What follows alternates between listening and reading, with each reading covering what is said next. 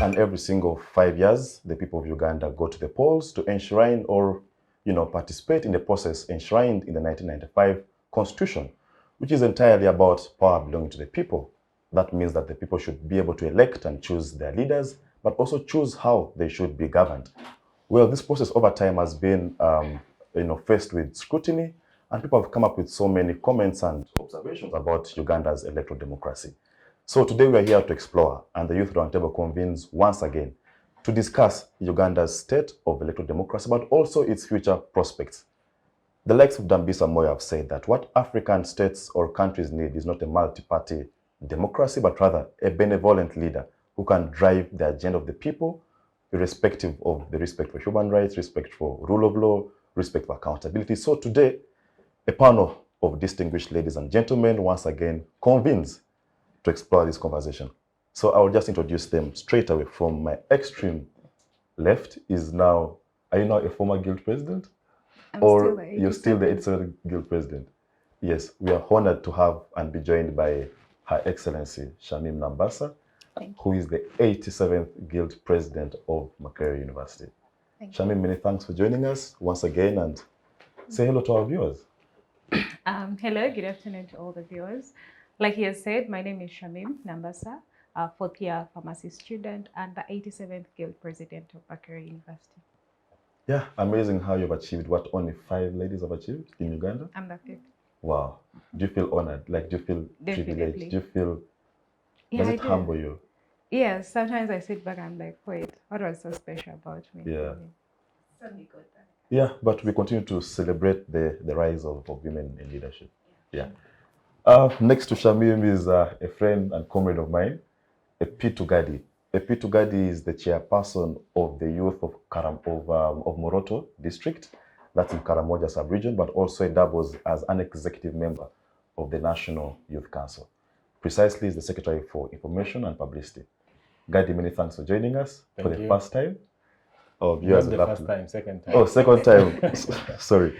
Yeah. So yeah, our viewers would love to hear your voice. Hello viewers, this is Gady Epitu. I hail from Karamoja sub-region, Moroto particular. I'm the Publicity Secretary, National Youth Council. I'm so happy to be in this show today. Thank you. Has the security issue calmed down a bit, or we are still seeing arrows flying? No, actually it is taking a different direction now. Earlier on it was cattle raids, but now it's a general thing that affects human lives and also other livestock that are there, not only cattle now. Yeah, we continue to relay our sincere condolences to the lives lost, but also encourage the forces in charge to really pacify the sub-region. Well, in the middle is a first-timer on this show, Comrade Winnie Akidi Adile from Generation Democracy Global, and a member of an advisory board, right? Yeah. Yeah, many thanks for joining us for the first time. Thanks for hosting. Yeah. My name is Winnie Akidi Adile, and Africa's representative to the Generation Democracy Global Advisory Board with International Republican Institute. It's a pleasure being here and serving the young people. Okay, thank you. Next to me, and finally, is Comrade Lawel Muhwezi. To the religious followers of this show, I'm sure this face is very common to you by now. Lawel is a legal scholar at Makerere University, but also is a member of the Now Generation. Lawel, many thanks for joining us. Yeah, thank you so much. When we were growing up in school, we are the people, the staff who used to call usual suspects. Because we used always show up. Once again, I'm glad to be on this show. My name is Lawel Muhwezi Joshua. Like I said, a member of the Now Generation. I'm glad to be here. Okay, let us cut to the chase and dive straight into this conversation. And Lawel, I'll just begin with you for obvious reasons. To the viewer out there who has no idea about what electoral democracy is, I mean, someone who is just seeing this for the first time, what do you have to tell them? First, I think generally, I don't know if it's Africa or maybe because of minimal exposure, most people have been told that they don't have a clear picture of democracy. So I think democracy should just be understood as form of leadership, of choosing leaders. The biggest distinction between democracy and other systems, like monarchism, like autocracies, is because then the leaders perhaps are just appointed, or they have to go through a hereditary form or a system to become leaders. But with democracy, it's about power belonging to the people, that people come together and choose who should be their leader. And so the electoral democracy is that every individual has a chance to cast a ballot to choose who their leader is. So I think beyond all the academic explanation that exists, should just be understood as a system where individual members of society choose who and how they want to be led. But what I would want to say in the context of Africa, there are various schools of thought. For example, in Uganda, there are those who think we should have remained under systems where we had kingdoms. Perhaps they think that with the Kabaka or the Mugabe or the Bukam of Toro Msinga, that their people were more comfortable and that they would be in a better position. Perhaps I don't know if that is true, but what I think as an individual, my individual opinion is that whereas democracy is not a perfect system, I think that among those that exist, it is the best, because I don't think there is something better than an individual exercising their choice. All the others are sort of impositions. Sometimes it's a gamble. You have a good king who likes their people, but and sometimes you have very ruthless people. The problem with that is that then people do not have a way out. Children are born into systems and they can't change them. People are born into clans that are never connected to the throne. They'll never get to lead. But with democracy, not do people have a chance to choose who they want to lead them, but they also have a shot to lead. And so I think my individual opinion is as much as our democracy as Africa or Uganda is not as perfect, the discussion cannot be to have another system of leadership. The discussion should be, how do we then perfect our democracy to work for us? And maybe the discussion can be, can we have a democracy that is not necessarily a reflection of the US's or of Britain, something like that? Can we have a democracy that favors us? But I think for Uganda, the best alternative is what we have, the popular vote, where an individual's vote is equal to another's, and they all have a say. There's a popular, someone quoting Justice Kanye Hamba saying that he's not comfortable with his vote having equal measure with that of a border person. Yes. But you see, that is the beauty, because all of us are stakeholders. Yes. The new discussion about parliamentary system like is with South Africa, or the college vote with the US, I think those do not really work. And I think as people deliberate on these systems, for example, those who compare us with the US should understand the difference in context. Because I think that the history of the US is different, given how these states came together, and how perhaps a one person vote perhaps would not equal the odds, and that's why you have different states having different electoral votes. You have a bigger. Let me just cut you there, but because otherwise you'll end up finishing all the topics. So Winnie, let me just come to you. You've heard Lawel's opinion. You've heard his school of thought regarding what electoral democracy is. But it's only fair that I give you a chance to give us your own thought. What do you think about electoral democracy? In your own words, how would you define electoral democracy? Thank you very much. In my own words and opinion, I would describe electoral democracy as giving the power to the people, the citizens, to be able to be part of the decision-making processes. Because with electoral democracy, you don't really have to be in the system exactly, or maybe you be the person running for a political position, but you as an ordinary member of the country or a citizen, you're able to effect the decision. Your voice is heard by the vote that you cast. So to me personally, I would say electoral democracy in Uganda is basically giving an ordinary person in the country an opportunity to come up and be part of the country's development by casting their votes, their opinion, and also being part of the development of the country. So you think that the system that we have in Uganda, where leaders right from the LC1 level to the presidents are elected by the people, that's, I think, one credit I think that we can give to our electoral democracy? Yes, I'd really give the credit to the electoral democracy, though, however, we shouldn't dwell with what is in the books that it's done that way. Okay. Like, the reality on ground is it's not that way. Like, some of these positions already have people who are already there, and it's more of like monotony on who succeeds the other. But however much, we need to just keep preaching the gospel of electoral democracy, because this is the only way we can have the people come up and start taking on these positions. Being involved, especially when it comes to positions and roles where women are supposed to take part. Because, for example, in the local system structures, realize, given the perception of the cultures, the communities we come from, the context, they don't really believe that women can take on these roles and positions. So it's really so challenging for a woman from a rural community to come up and take on this position.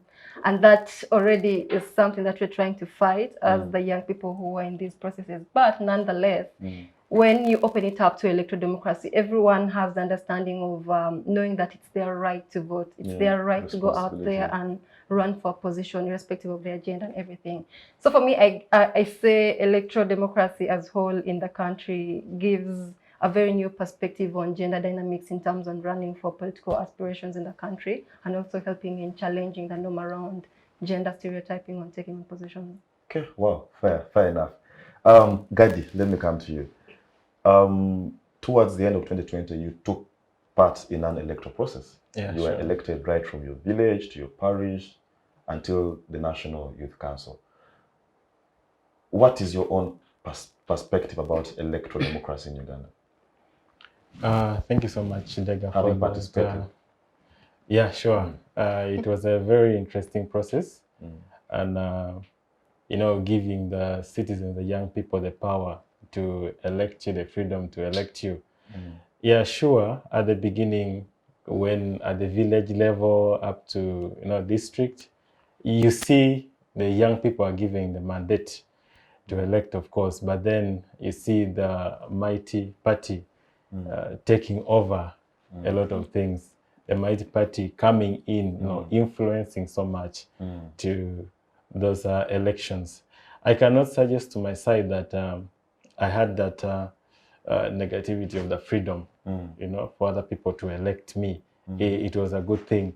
But when I saw, you know, you keep looking at the news and you see other places, especially the central region, central sub-region, you look at them and you see NUP was really being put back. And you see the freedom for the voters to come and even line up behind their, you know, their candidates.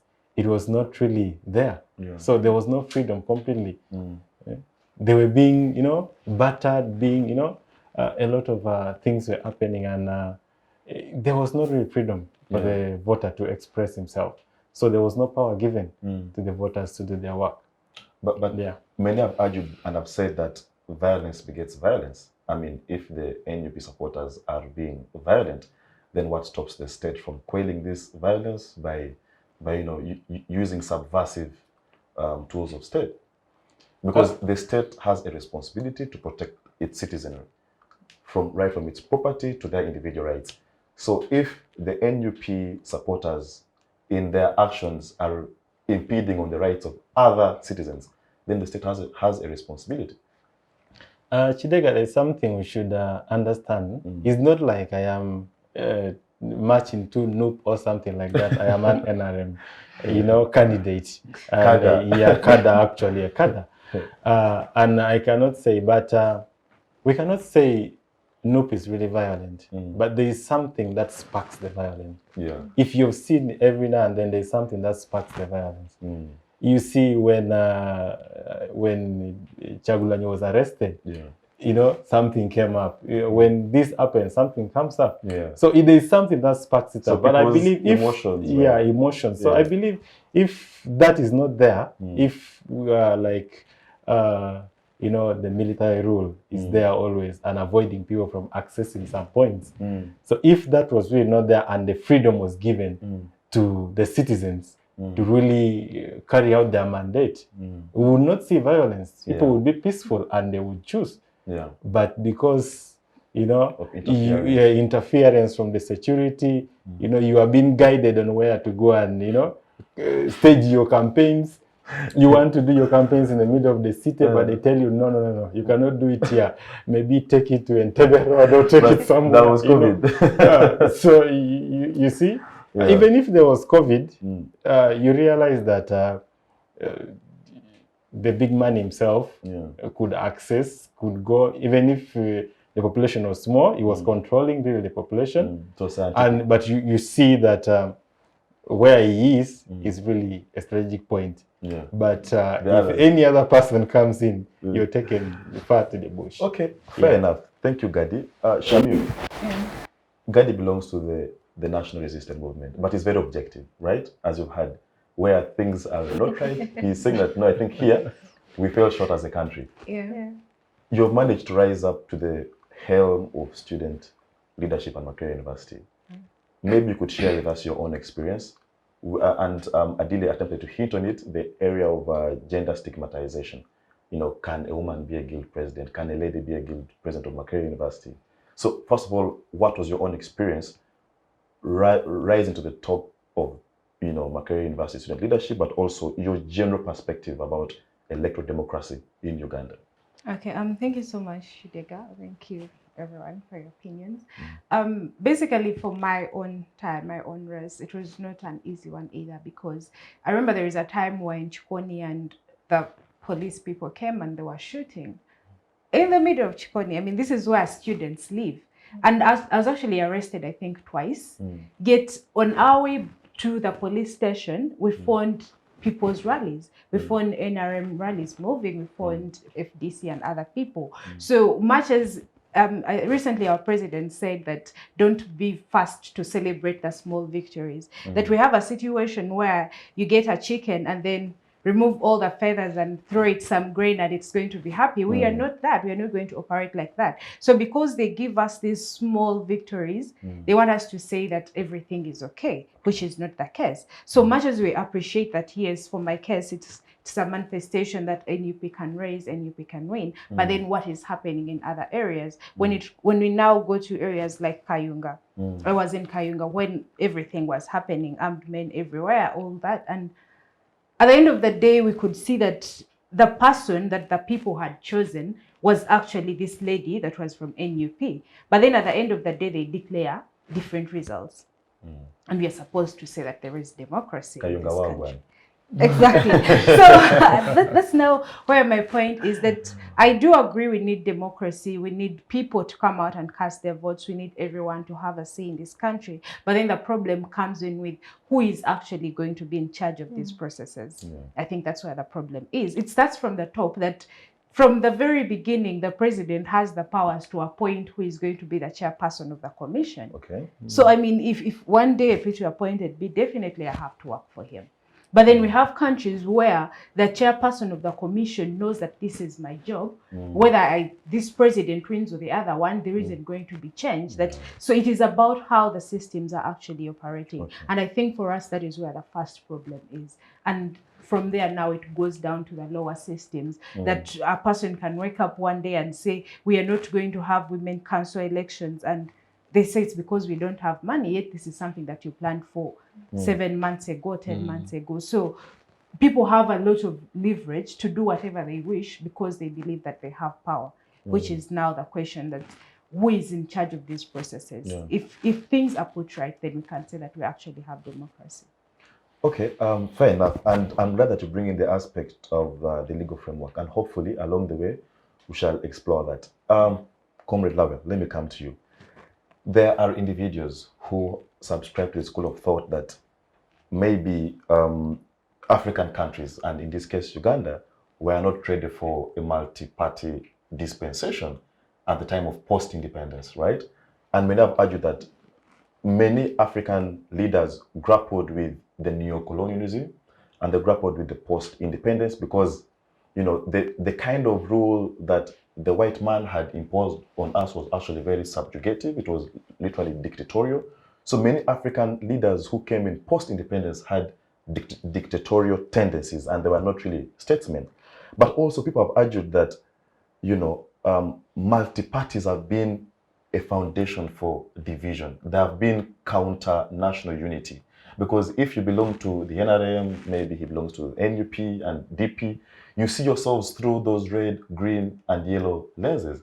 And it has, it has frustrated national unity. Do you subscribe to the same school of thought? Maybe just to start on a light note about difference in culture. Yesterday at Makerere, the Vice Chancellor suspended all NUP Guild presidential candidates. Really? And someone cast a joke that perhaps it's because he studied in Russia. Yes. But I think... Okay. I think... So why were they suspended? I do not know. He says it is indiscipline, but for us who stay at Makerere, we know there was a General Assembly of the National Unity Platform, and they were denied the right to assemble, arrested, and the next thing they are suspended. So again, that also speaks to electoral democracy. But I think for it, it's more appalling because you'd expect a university to be at least be different from the rest of the country, because that is where not just the people in charge of the processes, but also the nature of the population is emancipated. Yeah. They are liberal. They understand democracy. They understand the need to tolerate each other.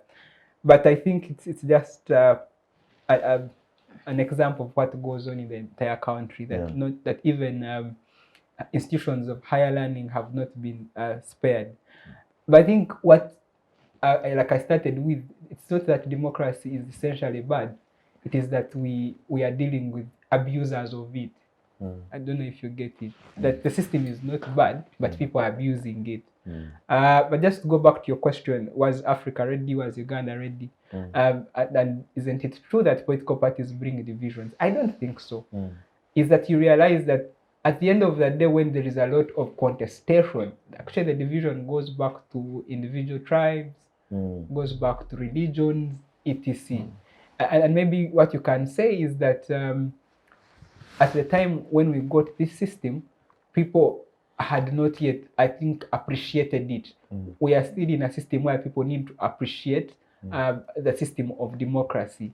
But also that comes with civic awareness, where people understand that political parties are not essentially extremist groups, but they are vehicles where people who share a particular common ideology or ambition or interest for their country come together. And therefore that the difference between Democratic Party and FDC is because they believe that we need to maybe have a radical shift in this country, and others are saying we should have a slow, democratic, well mobilized population. I don't know if you get that. But again, it goes back to the abusers of democracy. When they make it seem like it is a do or die, when they even when, for example, people in the central region vote a particular candidate, then they want to say these are tribal. And for them, when they are voted, then it is people looking at their ideology. And I think the divisions we have is that people always find scapegoats. But again, they don't run to political parties, they run to their tribes. You get. And so I think as a country, we already have these divisions. But like I've said, we cannot say that let us all go back to our political, to our tribes and we lead ourselves there. We cannot, this federalism kind of talk. So because look at it this way. Do you think that the narrative around the fact that NUP is a central-based political party is an unfair indictment on the political party? I think it is, because every political party has a base. But even if that was true, that shouldn't be an issue. Political parties in Germany, etc., sometimes they align themselves around climate change, environment, others around whites. Like it is supposed to be okay. But also in the USA, where we have red states. Yes, so that's what I'm saying. It's because they have a common interest, perhaps to elevate their region. Yes, so that should be okay. But I think what the problem is that we have people who abuse the democracy. They stretch the structures. When democracy says we should have term limits, they say we shouldn't. When democracy says we should have age limits, they say we shouldn't. So their interest is not really to maintain the democracy, but to abuse it. To exercise democracy using democratic structures. But just to conclude on this note, if anyone proposes an alternative like federalism or going back to kingdoms, imagine ourselves if we had this abuse of democracy being a king. So what would happen to the people? They would not have no voice. They were born to obey. So again, we have no way out except to fight to make sure that the abusers of democracy are removed. Or that. Okay, fair enough. Okay, fair enough. Adile, let's just explore a very important aspect with you, which is, in my view, the cost of democracy, right? Yeah. And I am a religious follower of Nambasa Moyo. I've read so many of her books, but in one of her books, she says that why should African countries continuously spend so much money in electoral processes only to subject the people to a very unfair, to a very I don't know, but unfair should be the word, unfair process, yet we're injecting so much money. Rather, let's just agree that let this person lead us. Yeah. We don't even waste time going into elections, let him lead us, because after all, our resource basket is already very small. Wasting the small money into elections or what, and all those things is just a waste of time. So do you think that democracy is more costly economically to African countries, or in this case, Uganda, or it is a sacrifice worth making? We can, yes, lose the money every 5 years, but at the end of the day, we are nurturing a very strong system of democracy. Thank you. I'll start from responding to, is it a sacrifice worth making? It's a yes and a no. It's a 50-50 question. But then if we are to base on the context of how the transition is happening, where everything is being monetarized, I would gladly say that monetarizing elections and voting is something that wouldn't really do well for especially the young community, the young people. Given the fact that already society already perceives anyone getting into an electoral government as someone who is going there for money. So the fact that people no longer associate it as a work of service to the country, but then as a form or a way for us to go and earn money. That's why there's that whole aspect of associating it with money, because you need to inject money in order for you to get in more. But nonetheless, I would say we shouldn't really be doing this. But given the fact that for you to run for political participation, and the fact that given the question you earlier on asked the comrade here about the multi-party system, already the diversity in the country, people from different, people affiliate with different political parties. And then one affiliating with different political party means their values, they're rooted in different values depending on what the party believes in. And for you to come up and say, let's just maybe choose Shamim and let's say, let Shamim go there, it's going to be very hard. So that means there's going to be this whole fight for power. Who should go stand, who shouldn't? And that is where you're going to see different political parties coming in and injecting money. And in such a scenario, you'll see with that just recently concluded elections, people with more money actually won because they had that to inject. Because for you to go on ground to mobilize people, to convince the people in the communities, especially I may say a case scenario, when I was still in high school, one of the elections found me in Lira district, and I didn't know anything about elections or anything. So I was just this kid who just went and sat there and watched. But then what I observed was the youths in the communities were being given 2,000, 5,000 money for sugar and this. And that already instilled in me the fact that for you to be voted, you need to monetize something. And then if I don't do anything to change my perception and the mindset around knowing that I need to give something in order for me to be elected, or in order for me to have people vote for me, then there's no way I'm going to run for the party. And that is already something that's deeply rooted in the community system right now. People know that for you to get in, you have to put in money. That's why there's so much around you injecting money around voting. But then nonetheless, in the long run, we don't see the outcome of this, because you can see our healthcare system, yes, we are at 80%, but it's not 100% as it should be, given the amounts that are injected in this whole voting processes. Okay, fair enough. So we can continuously make the sacrifice for as long as we are nurturing a good system of democracy. Exactly. Okay, fair enough. Gady, let me come to you. Many people, more so in the opposition, have accused your political party of militarizing politics in Uganda, the military being involved in Uganda's politics. But I think that, in all fairness, in the defense of the NRM, someone like you would argue and say that actually militarism in Uganda's politics began right from Milton Obote's days in 1966, when the pigeonhole constitution was being passed, where the National Assembly building was, was gagged up by officers, and MPs were forced to pass, the pigeonhole constitution. But then also you look at the reign of Idi Amin, it was largely military that was in control of many things, in control of policies, in control of the economy and other things. So I think that the NRM is only a victim of what was already there in Uganda's politics.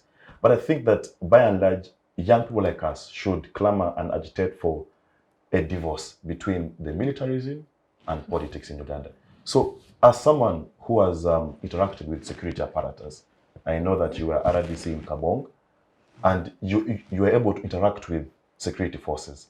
Do you think that it is possible to divorce the military from Uganda's politics, but also, if yes, how can we achieve this? Okay, thank you so much, Kidega. It's a very powerful question.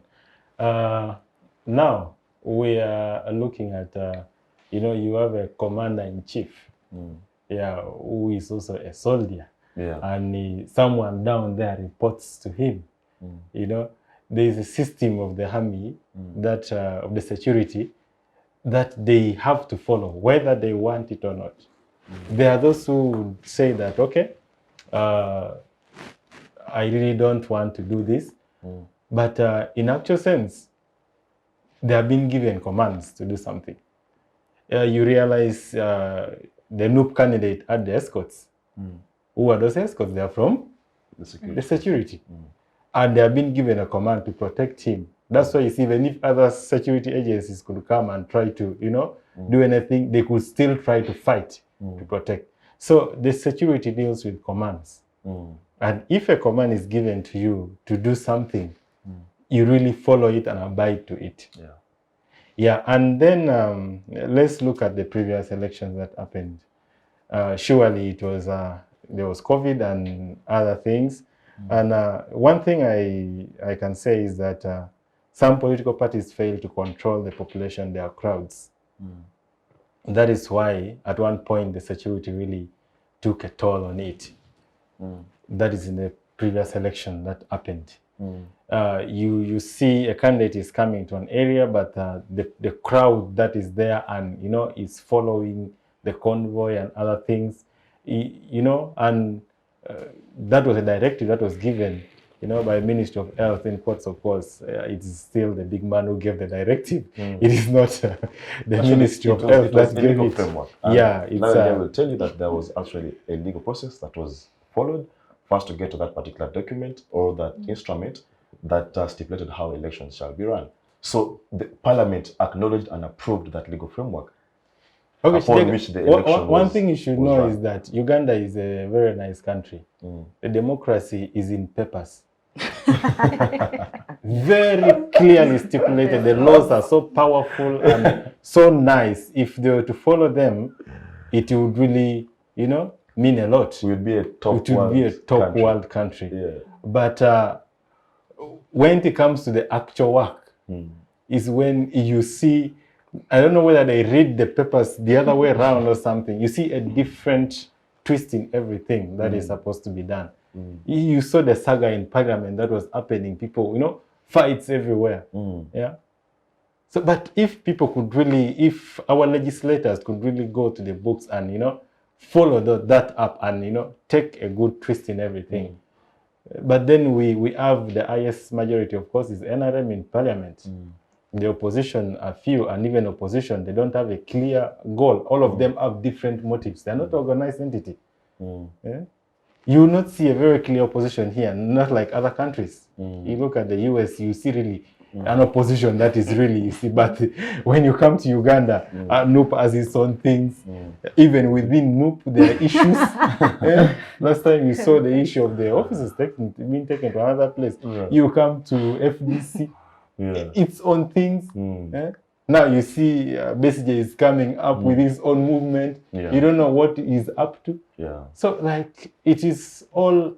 So but if really we had maybe a good opposition that had a clear goal and could sit together, then we would see something move. We would see a difference in everything.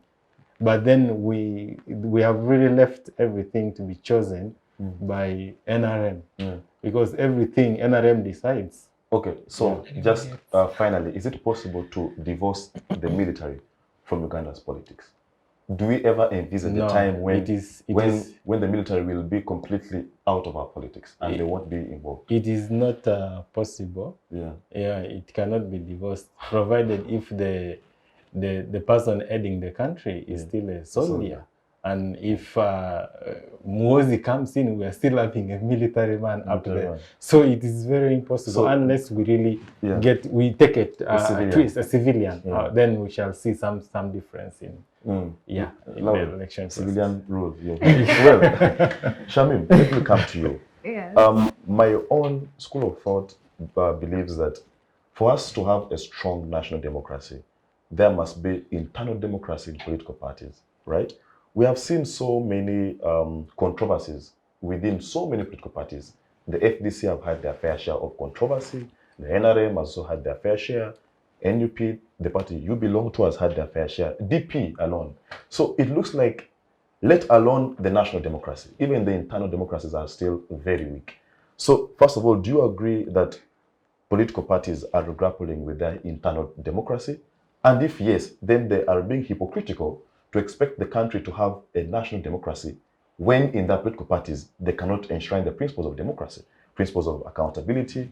We have seen your principal being accused of misusing party funds. So how can you fail to enshrine democratic principles in your political party, but then you are clamoring for the same at a national level? Isn't that hypocritical? Thank you so much. I think before we conclude whether it's hypocritical or not, let's first have our facts right, because these are allegations that you're not giving us accountability, you're not doing this. But then clearly, if everything was right, because I want us to separate the idea of propaganda, because we know that that is a tool that government likes to use. I mean, they'll come out and tell us these people are doing this, that, all this. But then, yes, it would be very wrong. And I want to agree that we could be having issues within our political parties. Left the FDC. Was that state-inspired propaganda? No, I'm still coming through. I've not yet done. That we do have disagreements amongst ourselves. That even now, if you talk about Mugisha Muntu, even Chiza Besigye left NRM. Yes, so it's we have personal disagreements. Maybe we reach a point and we say that maybe we do not agree with how things are moving now. And then I'll say, me as Shamim, I'm leaving NUP. Those are, and it's okay. That is already, it's democracy. If you feel you cannot associate with us anymore, or we are not aligning our ideologies with yours, then it's okay. You're free to leave.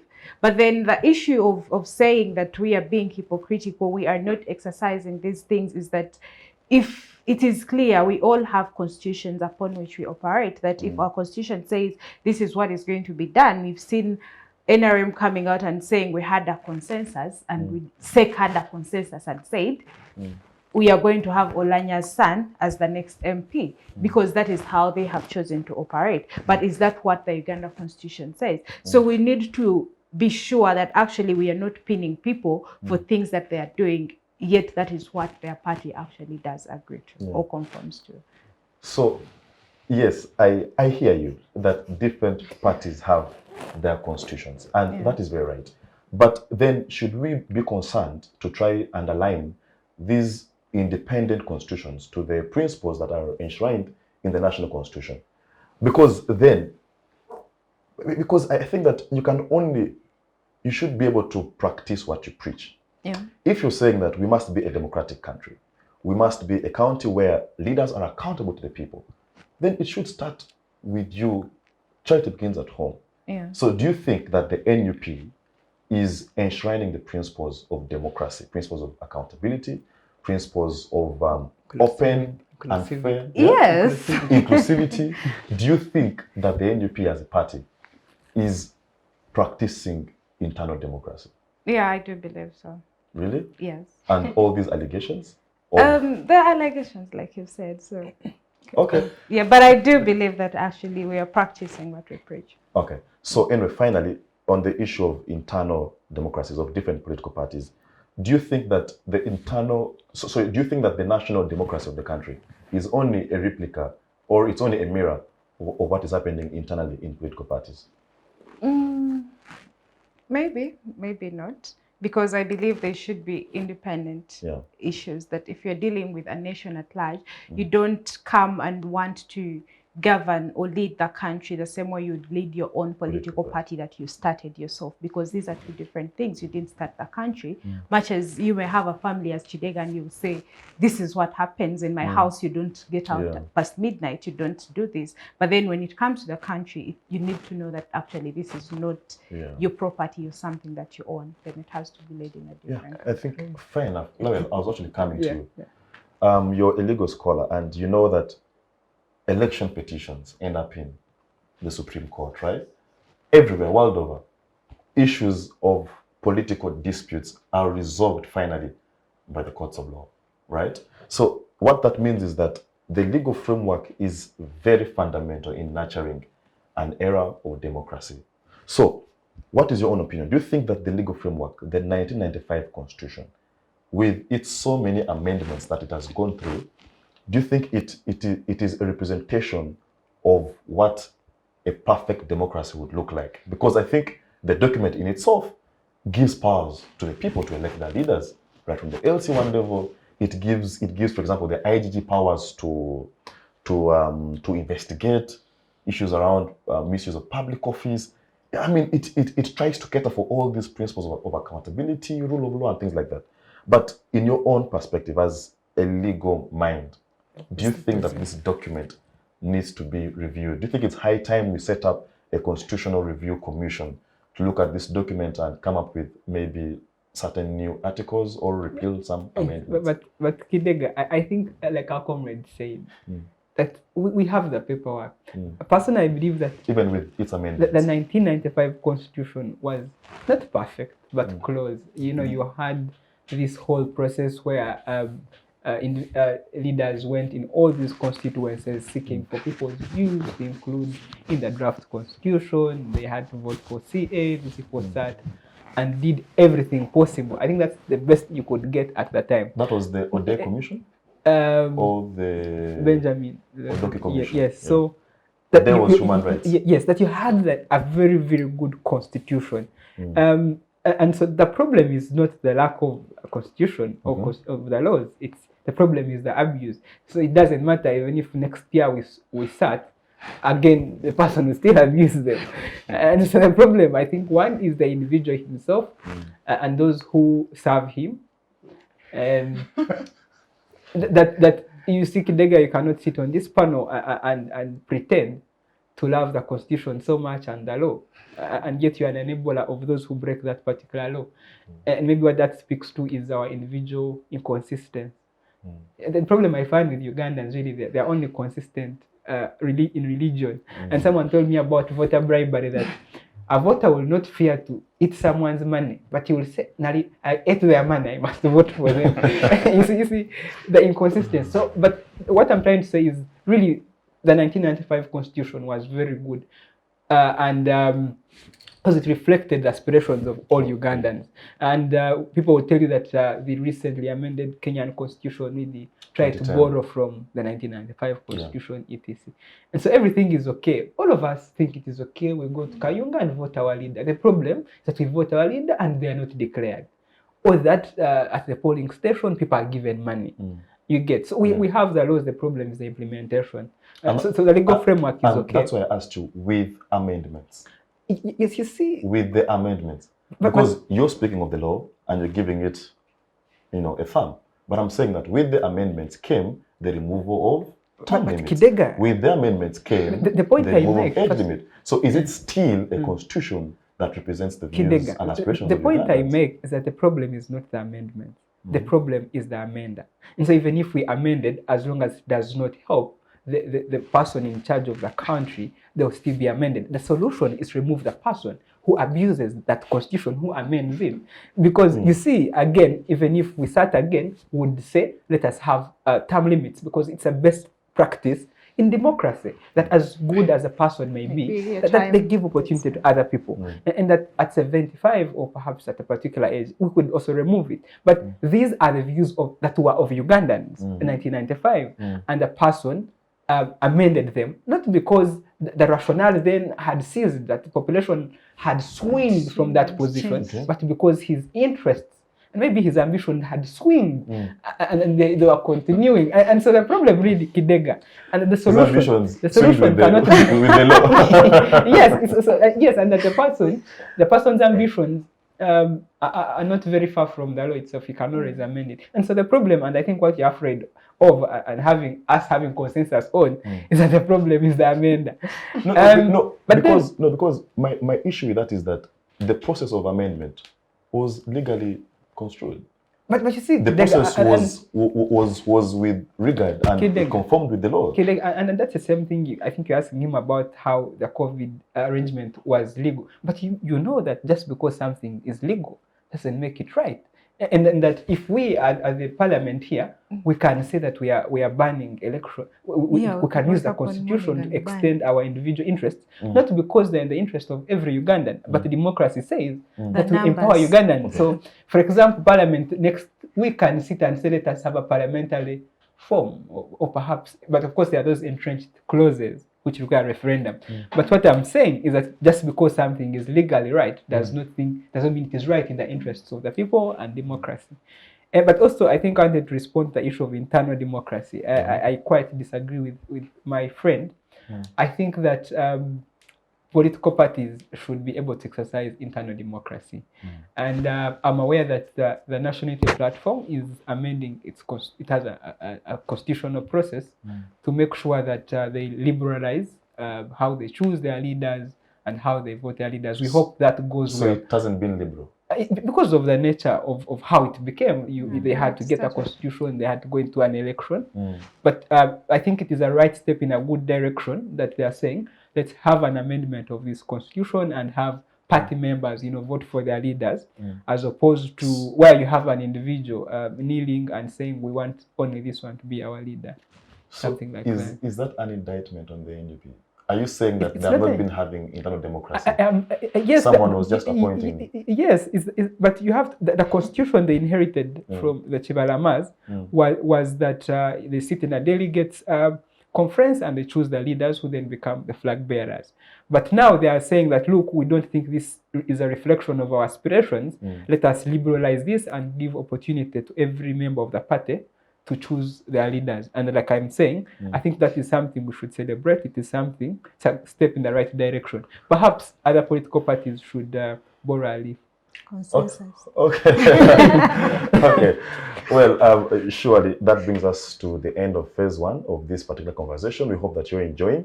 But if you agree or disagree with any of the panelists, please give us your alternative opinion on the comment section. But for now, just don't blink, because, my friend, when you blink, you'll miss out on something very important. See you shortly after the break.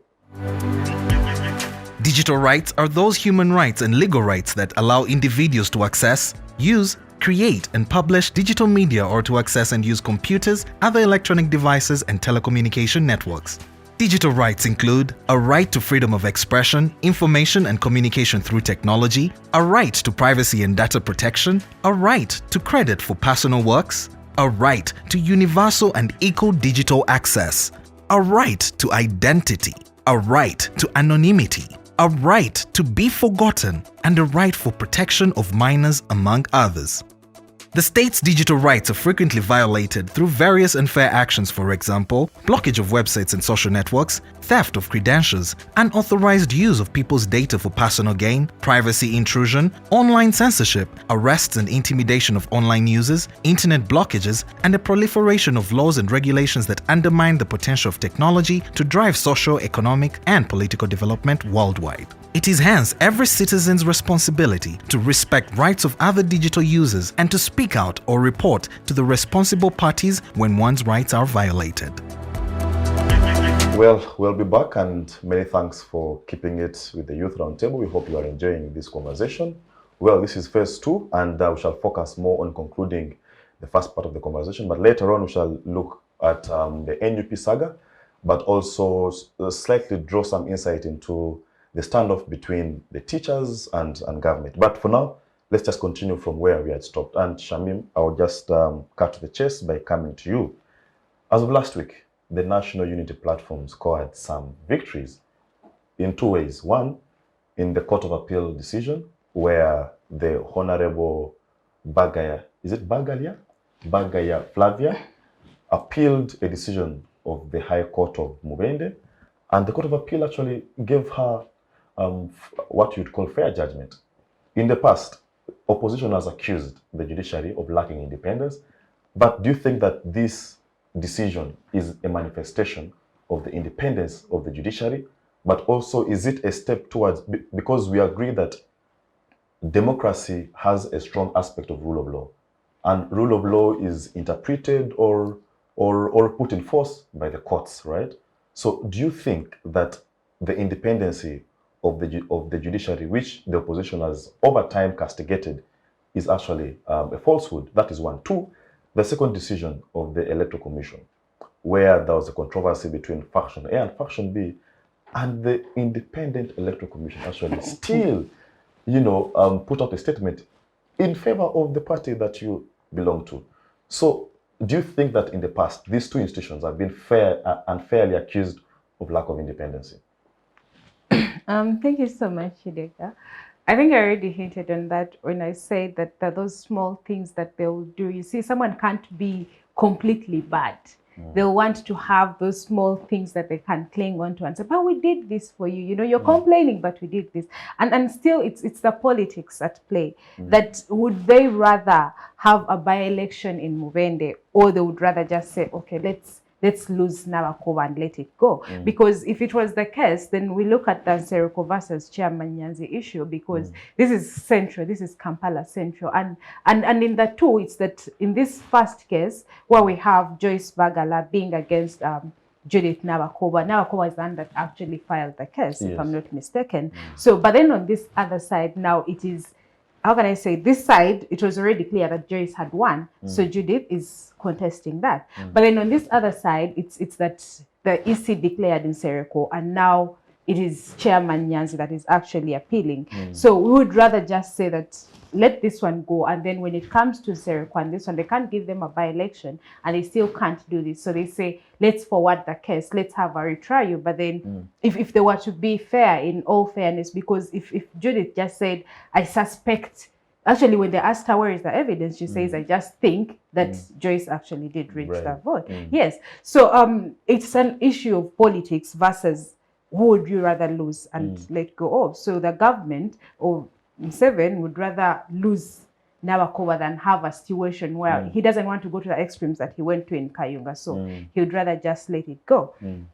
The issue of EC coming out and clearing the air, it is something that is obvious. It is like someone saying, I fought for Ugandans. How can I put it? That it was already obvious that these people are just bringing a case that is not there. At the end of the day, we could also come out and clear the air. So them coming out and doing this, it's not like they've done us a miracle that we should go and clap our hands for them. No, they have done worse things for us to say that now that they've done this good, let's forget the 1,000 wrong things. No, it is something obvious that they just put out. So it's not like they did something very big for us to appreciate them. Okay, but then do you think the Electoral Commission or the judiciary of Uganda is independent?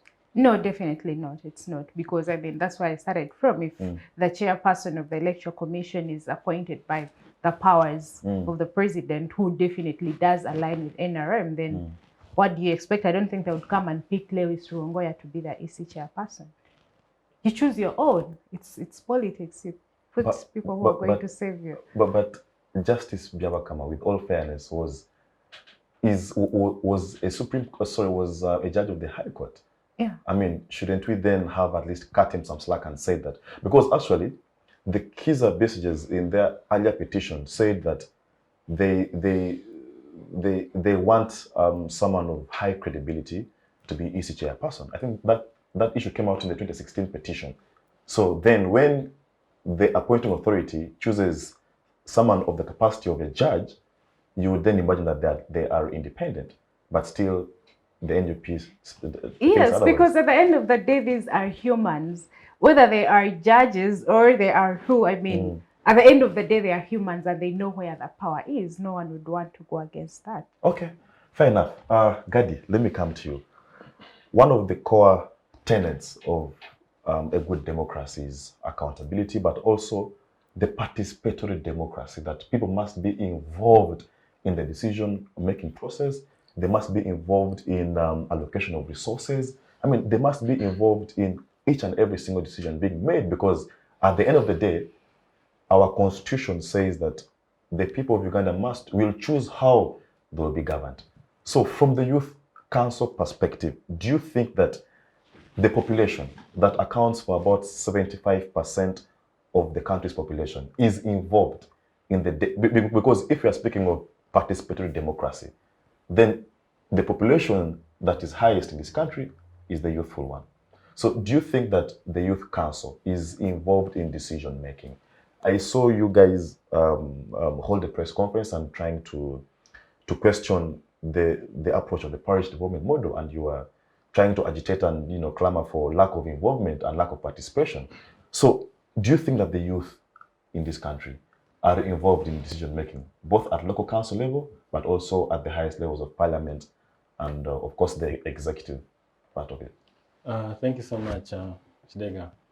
One thing you should know is that in this government, the youth who form about 78% of the population in Uganda have really struggled, to be seen outstanding in their work. Amidst the kind of work the youth try to do, there is no voice that has been heard. There is something that says, there's a saying that goes that the voices are there, but are they being heard? So we bring our voices out, but the person to hear the voices is the one that is not there. We have a representation in parliament, the youth MPs. You come, we have the executive committee representing the youth in the whole country. You go, actually every patch is so represented so well. But the person to hear the voices of youth is the one that is not there. So that means the youth are just considered as people who are supposed to participate and give a massive win for a party. And after that, they are left to do their own things. You look at the parish development model, which is not actually what we thought. We kept pushing as the National Executive Committee for a 30% fund increment.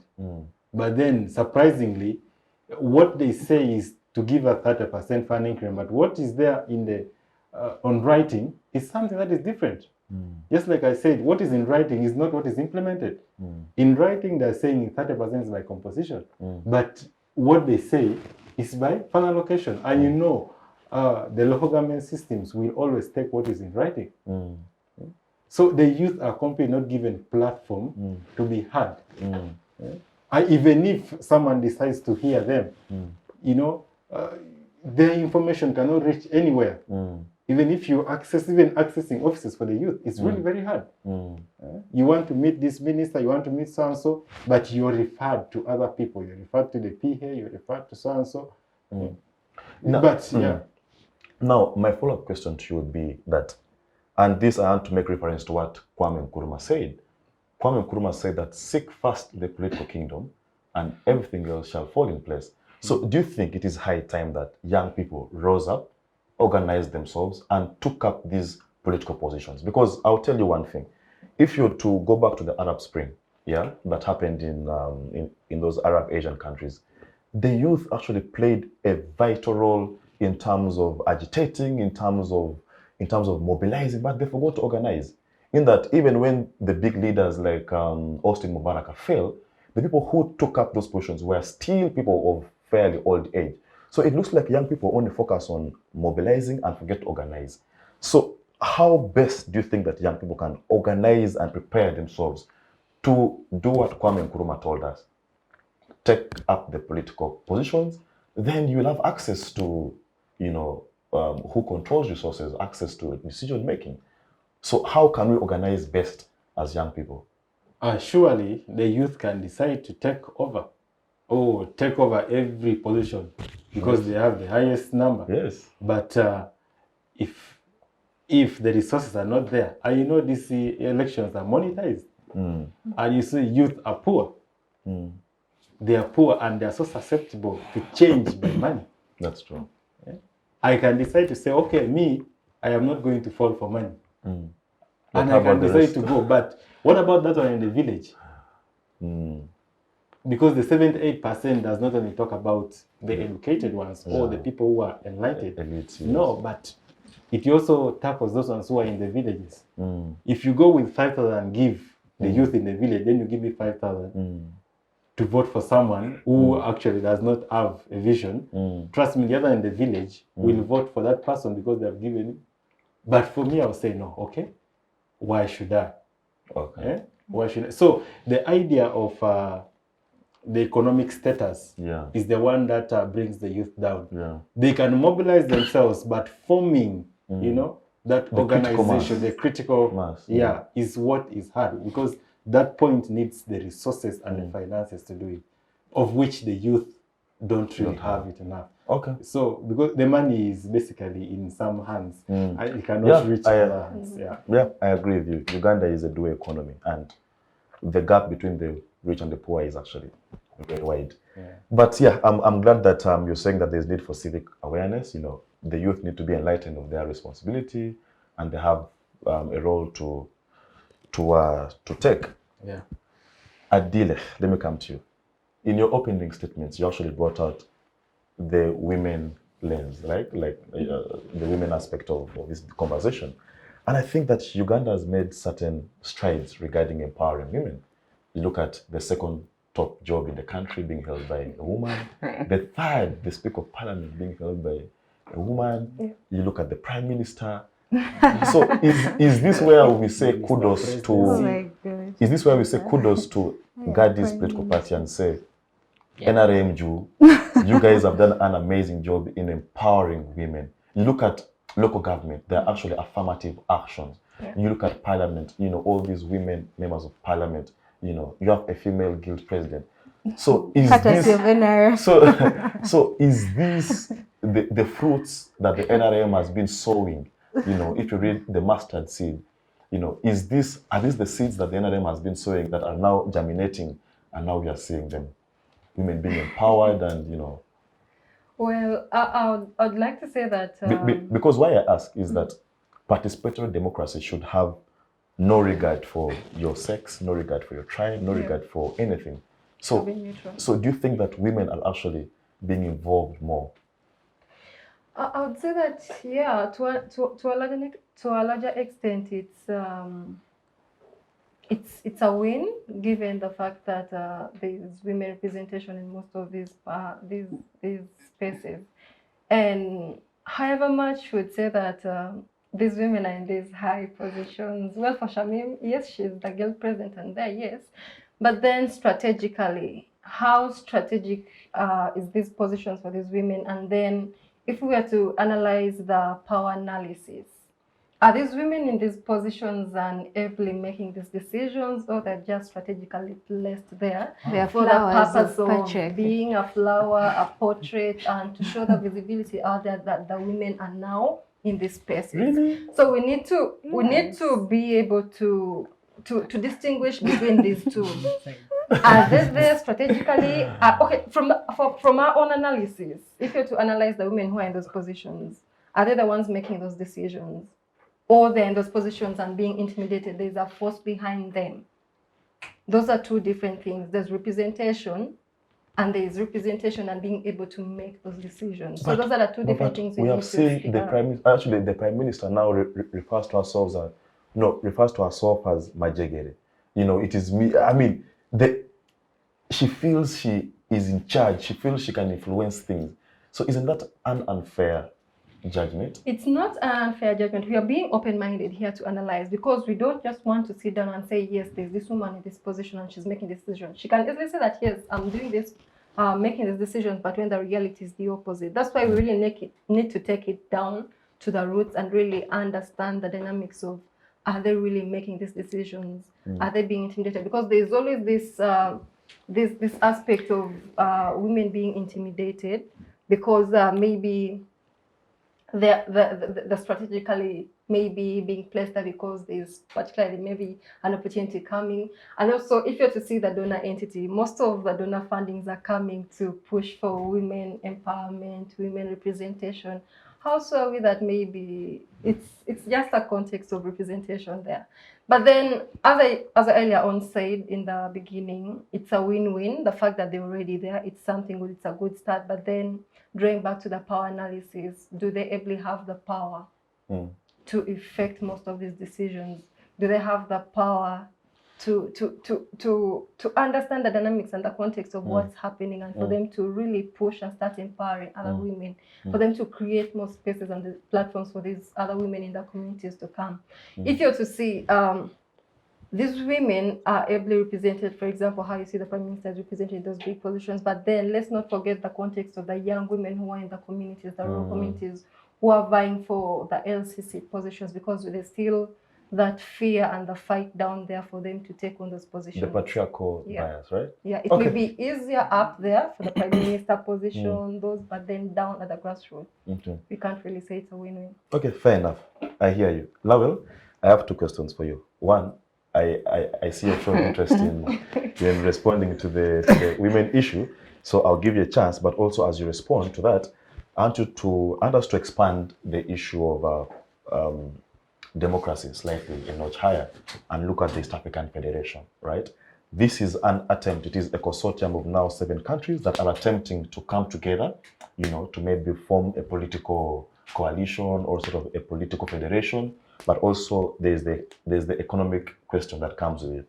So my question to you is, as someone who has addressed your mind to the history of the East African Federation, what way should we take? What form of democracy should the East African Federation take? Because as it stands, I think the chairpersonship of the region is rotational. It is not electorate.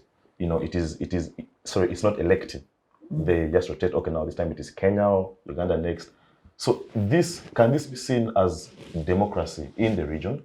But also the aspect of the wananchi, the ordinary Ugandan, the ordinary Tanzanian, do they feel that they are part of this consortium of this East African Federation? Or do you think that the democracy of this federation has been misdiagnosed, and that is why the people of Uganda don't feel that this federation actually works for them? So those 2 questions. Then also, I saw you had interest in the women issue. Thank you so much. You see, before she spoke, our leader in the National Youth Council was also complaining that the youth have the voice, they have been included, but the voice is not being heard. And so I think that the challenge with women issues is not exclusive to them. I think it is maybe there's a problem within the structure itself. They're not paying attention. Perhaps maybe the youth, it may be the women, sometimes another entity which is pushing, can be even the interreligious council pushing for these proposals, and they're not listened to. And so, like I said initially, I think that the problem is perhaps President Museveni. But just to go away from that, I think that I do not know what perhaps the women want, because you have the prime minister. Yes, you have the prime minister, you have the speaker, you have I'm told cabinet is 70% women. And so I can tell you for sure that the women have... Actually, it is 68%. Yes, I can tell you for sure that the women have all the leadership they want. Also, as the men, even if we wanted a man to be president, we don't have that capacity. The one we have would not... You get, it's not that we have power over who is occupying the biggest position. You get, and so I think that then every citizen is contesting for the alternative positions, which positions the women have, and I think it should be that the women who get these opportunities should do the best out of them. You get, like I have said, if we wanted Kidega to be, we are saying that our president currently is not good. We want Kidega to be there. He won't, but because we don't have capacity, even us as the men. And so even the men are fighting to be speaker, to be prime minister. And currently we are lucky the women have those positions.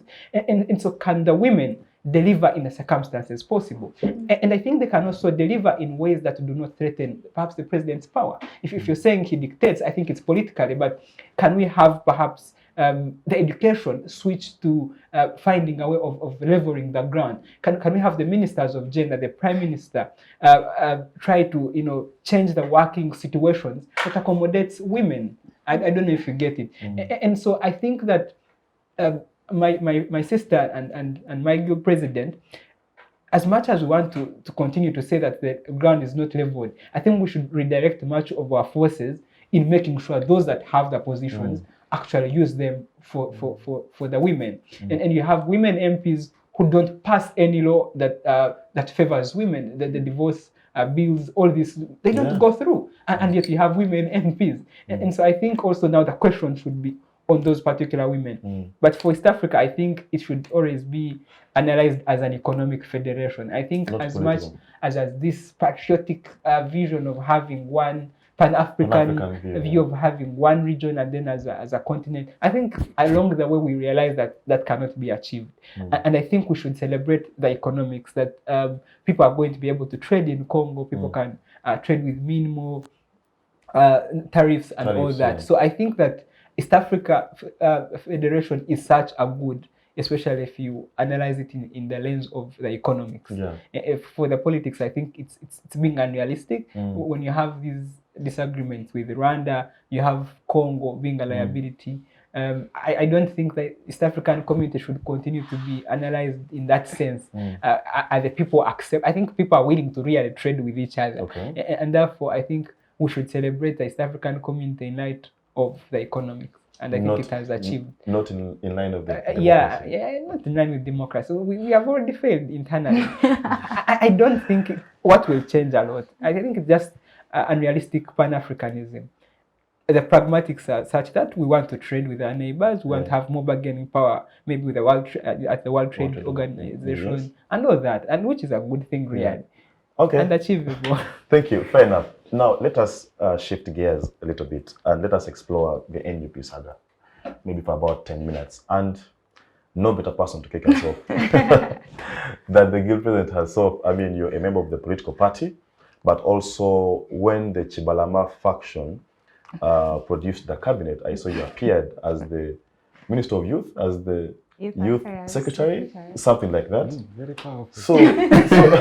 So where do you belong is the question. Are you with the Chibalama faction or you're with the Chagulanyi faction? But also what exactly is happening? Thank you, Kidega. I belong to I don't think it's a faction. I belong to the real NUP, which is our secretary, which is in Kamoja. Okay. Yeah. Which is headed by His Excellency Robert Chagulanyi Sentamu. But you were appointed their side. Yes, because I think people have a lot of freedom that they feel they can do anything. And I didn't want to go so much into it. When I saw my name, I was like, okay, it's good. They see I'm there, but let them know that I'm not part of them. And I think it's just, like I've already said, it's just politics that, you see when we were growing up, you'd give your sibling a shoe, and then when they go to the party and everyone is saying, you're smart, and the sibling wants to take back his shoe because they also want to be smart. Yes. So I think now that is the situation, that the Chibalamas, because this is something that has come up before. I mean, they did go to court, they appealed, and it was clear that, no, you did this, it was legal, and this is everything, this is how things happened, so you don't have the powers to come back and start to claim this and that. So I think it is wrong for people to sit down at a table and agree that actually, yes, we're going to give you the party, this is how we've signed all the necessary documents, we've agreed, whatever they agreed in their meetings. And then all of a sudden you come out and you want to go against such things. I think it's very wrong for the Chibalama faction to think that this is the time for them to come up. And I think it is also important that they do realize that the biggest portion, which all of us must accept, is that the growth, the sprouting of NUP was because of the character of Bobi Wine. It is even if it went back to Chibalama today, he shouldn't expect it to be the same way it is now. Many people are associating with NUP because they believed in the principle, and then later the ideologies and everything come in. So I think it's time that they actually do accept that they did this, they sold whatever they had, And now there is something new. I think they Did you just say need sold? to. They gave out. They signed it out. They did But- whatever and- they did, and and now I the will- party belongs will- to these people. I'll focus on that. I will not let you off the hook on that. I can assure you. Because if you Yeah. look at parties like the NRM, they were formed in a generic manner. It was a revolution of the people. You look at FDC, then you go back to Reform Agenda. You know, it was an organic formation. You've just said that you guys bought the party. So meaning you are confirming to us that the political party that you belong to was actually a product on the market and it was procured. No, In your own Kidega. words. Okay, let's accept that we have people power, and then we have the NUP coming in, and for people that needed to understand how do we now have people power moving into NUP, I think that is something that people need to pay attention to. That if you're talking about the organic bit of it, is that we must all appreciate what people power was, and it is still is that we have so many people that we had people that were saying I'm FDC but I'm people power, I'm NRM but I'm people power and all that. So the changing into now becoming a party, we must appreciate the factor of time that came in. That we were at such a time when things happened so fast that we had to move from this to that. But then it does not change the basis under which people power came up. I think that is something that we must accept first, that we can't discuss NUP without talking about people power. So as things were moving fast, did you end up procuring the party? Did you No, buy we the party? ended up making some agreements here and there and changing the leadership of the party. Financial agreement. No, I was not there, so I don't know what I agreed. Okay, but, okay. I will yes. let you off the hook for now. Gady, let me come to you. The NUP, the FDC have accused the NRM of being the masterminds of the internal conflicts in these political parties. And these accusations have been documented everywhere. Do you think, does the NRM rejoice when they see NUP having faction A, faction B, and they're fighting, they're Yeah, they crumbling do. over who is legitimate, who is not? When they see the likes of General Mugisha Muntu leaving the FDC, does the NRM say, yeah, I think that we are finishing off these political parties? Yeah, But also, what do you have to say about the accusations that you are the masterminds of these divisions? I'm going to start by the statement you say that we are the ones who are, bringing fights in the political parties. No, I cannot say we are the ones. We are not the ones bringing fights. But the fights are rising due to the benefits in their political parties. Some are financial benefits, some are ownership, some are leadership roles. Those fights are the ones that are developing in there.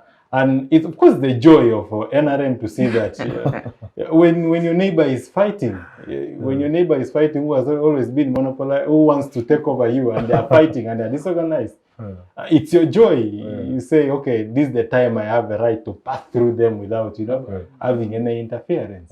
Yeah, but NRM doesn't have really a hand in the fights that they're having. Last time you saw when they gave 40 million, they requested them to bring back. Did they bring? Some took, some did not take. You see, those things. And it is, it's not like it is a NRM that is bringing the fights into these political parties. So NRM, you washed your hands clean. You're saying, let's give credit where it's due. Let's give credit where it's due. NRM is not interfering in this. Yeah, but it, of course, it's a joy to it. It benefits NRM a lot. When your enemy is, is fighting among themselves. But does the NRM know who is legit? Does the NRM care to know who is the legitimate NUP secretariat? Is it the one in Kamocha or the one in, is it Rubaga? Where? Lubowa. Yeah, so sure. Is it of concern to you? Sure. Yeah, it's. Or you don't even care? Yeah, no, it's a very big. Because, for it's example, a very big concern. I want to assume, in case you want to have a youth symposium and you want to invite political parties, maybe in the youth wings, where would you address your letter to? To Lubowa or to Kamocha? Right now, on the issue of NUP is not so clear about oh, but we are going to address, because they have a secretary general. So yeah, you address to that person. Yeah, but the top leadership is not yet so clear. Yeah. EC comes out, EC is under government, comes out and say this because he was the one who was in the ballot. How do we know what is underground, what is being cooked from down there? Because assuming that the NRM Youth League wing maybe champions a cause to have youth leaders from all political parties, come together to discuss maybe pertinent issues, maybe around human rights or accountability. Would you rather address the letter to the NUP Youth Wing and take it to the headquarters of the EC and say, whoever of the two of you is legitimate, go and pick a letter from the EC. You're basing on fiction now. That is fiction. But the truth is that, of course, before addressing anything, when you are inviting someone with this saga that is happening, you have first to consult and say, we need so and so, but we don't know where to address something to. So can we get some guidance? And they will give guidance, and we invite them to anything like that. Fair but enough. The truth is that when anything that is happening in other political parties, NRM is out of it. Is out of it. Is out of it. You watch the ones. But of course, we shall not take our eyes watching, because sometimes when those fights are happening, you never know something else is cooking. That is so true. we keep watchful eye monitoring. Now that Orchard have taken to Boa, what is happening? Is there something? So we keep watching and to see what develops. Shamim, the NRM is writing. So Adile, let me come to you. You are someone who you aspire to live in a democratic country. You aspire that the values of democracy, the values of rule of law, aspects of participation, accountability really stand tall in our day-to-day lives, right? So what do you make of what is happening in the NUP? There is a faction saying that we are the legitimate leadership and we are elected in a delegates conference. Then there's the other side accusing that process and saying that that process was not lawful, it was flawed, it was not constitutionally done. So as a lover of democracy, what is your take? I only have one statement for no, and my statement is just around transparency. In order for them to clear up their house, to put their house in order, for every household, there has to be transparency among the people within it. So among themselves, what are they doing in order for them to ensure that there's transparency among them? Because I believe some of these issues wouldn't have come up if maybe one party, let's say those in Boa are not saying maybe those in Kamucha are maybe hiding something like that.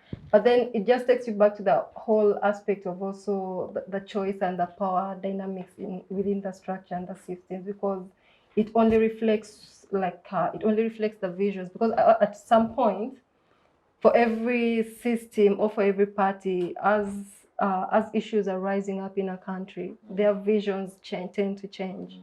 Their values tend to also change, but then at some point there has to be consistency. So they just have to go back to the drawing board at some point and just regulate themselves around their consistency in terms of the aspect and value, because this is not only affecting them, but then it also affects the masses out here, because at some point the young people saw NUP as their strength, a rise that's coming up, a change for the young people to come, but then if they are not reflecting this, because your inner household reflects what the young people out here who are looking up to you would actually see. So it's all about consistency and transparency within the party structures and systems.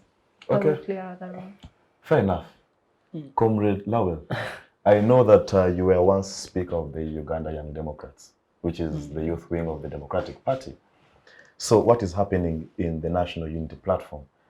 Does it in any way give joy to people like you who who have led youth wings of political parties that are not the NUP? But also, what do you make of it? Is it a replication of the flaws in the initial inception of the political party and how the NUP and how Chagulanyi procured the party? Is this only just a repetition of what happens in the opposition? I personally do not speak for. I personally do not speak for the UID. I am no longer in a position to speak for UID. Okay. And maybe just give my personal opinion. because I remember the time when NUP was launched, I was working with NUP at Kamocha. Okay. And like she has said, I think what we need is transparency, not just from the NRM and the state, but from all entities, because one would say that if the change of tools of power from Chibalama and His Excellency Bobby Wine was out there for everyone to see, and then perhaps now wouldn't be having this conflict. But of course, I say that knowing that given the country in which they're existing, it was not easy. If you remember quite well, after the registration, the official launch of the party, you had some members of the Electoral Commission being dismissed, and people say that it was because of those quiet arrangements that got Sentamu being the president of a political party. So sometimes, even when NUP wants to be as transparent as possible, it is alive to the political realities. Yes, but of course that doesn't give anyone, or even the opposition, the immunity to do things in sinister ways. So I hope that this confusion is settled. I hope, because even if NUP had failed on their part, maybe in the legal aspects, it is true that Chibarama wanted to transfer the power, the party, to Chagulanyi, and he did that, and therefore I don't think he should still have any legitimate interest in regaining the party. But secondly is that political parties exist for people and the members. It's not something that you walk with as if a handbag. And I think that NUP is not just the principle, it is everyone who believes in national unity platform, people who bought cards. And therefore, we should not be in a society where individuals feel political parties are just a briefcase which they keep and give and take. So in this case, who is feeling as if NUP is I think it's Chibalama, because he had this entity, and if you listen to his speech when he was officially handing over the presidency to Bobby Wine, he talked about the desire to have people enter the party, bring change and all that. And so I think we shouldn't even be having this discussion. But what I want to say is that political parties, I think Chagulanyis should continue to be transparent and explain to the people. Also have this inclusivity, involve people, because at some point we don't also want to have questions of why Chagulanyi is obviously the principal, and why can't we democratize this party? Because as you insinuated, we cannot give what we don't have. If you want to establish a democratic state, then that should be reflected within the party. And so we can excuse National Unity Platform because of the political realities, and because they had also just gotten the party. But I think moving forward, especially for the next election, we do not want to have people subject themselves to committees, and we don't vote for a flag bearer. Committee sits and says Bobby Wine is that. And so for us who are looking, who are commentators or people who wish well for every opposition party, would want to see the party run on the values they want to offer the country when they take power. Maybe that's what I can say. Okay. From a former UID speaker, from the opposition, these things continue. You know what happens in DP, you know what happens even in FDC. We just hope these things can settle, and we, after all, we all want a good country. Yeah, sure. I think we all aspire to live in a country that is governed very properly. Well, comrades, our time is fast spent, but I promised our viewers that I would get your comments regarding the standoff between the teachers and government. So just in the next 5 minutes, hopefully we can use a minute each to just give us your comments. And Adile, I'll just begin with you. Teachers have laid down their tools for, I think, now coming to 2 weeks. So our siblings, our young friends who are, primary school going, and I think secondary as well, haven't gone to school for the past maybe coming to 2 weeks. So what do you make of this? Should government resist from, using threats? Because I saw the letter from the permanent secretary that if you don't do this by this date, then you'll be considered as, something like that. So how do we resolve this standoff? Personally, this is my opinion, as a layman's opinion. I think the government should come to the realization that the teachers are very core aspect of this country, and even then themselves, those who are already in the political power structures and systems went through these teachers' hands. And the separation between the science teachers and the arts teachers shouldn't really be an issue that they should pull out and put there out to the public, because however much someone is a teacher, they'll always be a teacher. And for you to go and take on a science subject, at some point in time, you pass through an arts teacher's hands. Yeah. So I believe they shouldn't be doing the whole discrimination, given the package that being the package a teacher brings in terms of educating a country. And that's the same kind of zeal that they should treat this issue, because it's something very core. Not only the health structure systems, as they say, the farmers are the cores of this country, the doctors are the cores of this country, but let's not forget that all these people are taught by the teachers. So it's high time they need to think about the young children, the infants. Already there is so much teenage pregnancies, child marriage, and the more these students stay out of school, the more these issues are going to keep rising. So it's better they sit down and listen to these teachers and hear out their opinions, and then come out to a point of understanding and negotiation, not only for the sake of the teachers, but for the sake of the students and the infants who are at home. Because right now they're so much exposed to any vulnerability that's going to be happening, given the fact that they're at home. Okay. Yeah. Thank you, fair enough. Gady, should we go with the science teachers or the arts teachers? I mean, how can we resolve this impasse? The government really, I don't agree with the government on the idea of giving science teachers more pay than the arts teachers. Basically, I'm an engineer, so that means I pass through a science class. One thing that government should know is that you cannot be thinking of increasing science teachers' salary in the name of innovation when the curriculum is still the same. There is no difference in curriculum, and you're talking of increasing science teachers' salaries in the name of saying they're innovations will increase other things there.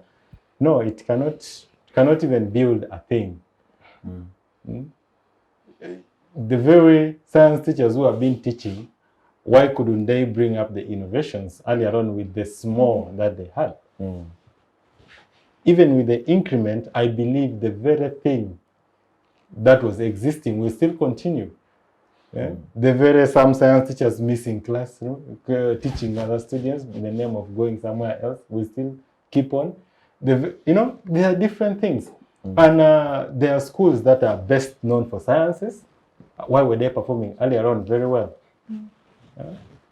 Basically, I studied in a school like Teso College. It is very good in sciences, very, very good in sciences. And the very salary that was there was the one that was helping them. And even you go to another school, you find they are so good in arts. All I could say is that the government took a wrong decision. If it's increasing salary, they should look at teachers as teachers, but not looking at teachers as science teachers, arts teachers, about what? No. They should look at teachers as they are one. Yeah. Other salary increments can come on in administrative issues, but for teachers, let them be, because now you see, we are just from a pandemic which hit the country so badly. Most people stepped out of school. We are having parents in school as students. We are having children who go into business, and some of them are requesting whether they could, we're having social media influencers. When during that lockdown, they are now in school. We're having a lot of people. And now if teachers are not in school, and they are not teaching because of a strike of salary increment, it really brings another pandemic altogether. So what I can advise government is that let them consider all these teachers as one, and leave the segregative increment of salary. Fair enough. Shamim, the many girls who look up to you and say, oh, I want to be like Shamim, are not going to school for now coming to 2 weeks. How can we proceed? How can we resolve this impasse? I think basically first I want to comment about the way government has handled the issue. That someone comes out and says, if you don't go back to class by this date, we are not going to, you're off our payroll, you're no longer a government teacher and all that. It is wrong. because in the first place, the Constitution allows us to actually come out and protest or even have demonstrations, even at your workplace. So it's the issue that they should be working on now is that how do we bring these people to the table and discuss rather than just throwing threats everywhere and telling them if you don't do this and that, we are tired of you. And it is the same way they handled the time when midwives were striking, nurses. So it's now becoming a trend that we use and dump, that if you feel you're not comfortable, you can leave. It is wrong. I think they need to change how they address people who come out to air out their issues. And then secondly, the debate between science teachers versus arts teachers, I feel it's just a waste of time, that we've been made to now focus on, now science versus arts. But the whole picture is actually bigger than that. Is this government giving education priority? Since when did government actually ever focus on education being their main issue? Because even now that they're increasing salaries, it is innovation, it is which is just, it's fast talk. It's not actually the point. So what we should be discussing is, how are you going to improve the education sector? If it is salary enhancements, why are you favoring these ones over those ones? So the whole point is about salary enhancements. It's not sciences versus arts. I don't think that should be the debate. The debate should be, how do we improve the education sector and salary enhancements in particular. Yeah. Okay, thank you.